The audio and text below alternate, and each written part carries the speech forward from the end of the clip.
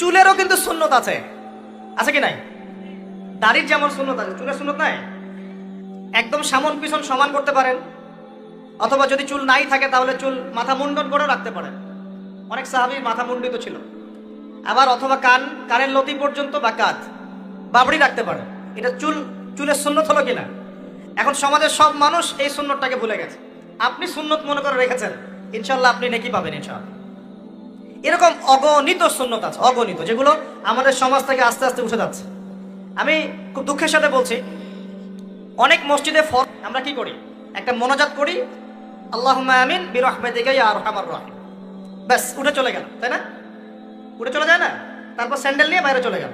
অথচ সালাম ফিরানোর পরে একবার বলতে হয় আল্লাহু আকবার, কি বলতে হয়? তিনবার বলতে হয় আস্তাগফিরুল্লাহ আস্তাগফিরুল্লাহ আস্তাগফিরুল্লাহ, বলতে হয় আল্লাহুম্মা আনকাস সালাম ওয়া মিনকাস সালাম তাবারাকতা ইয়া যাল জালালি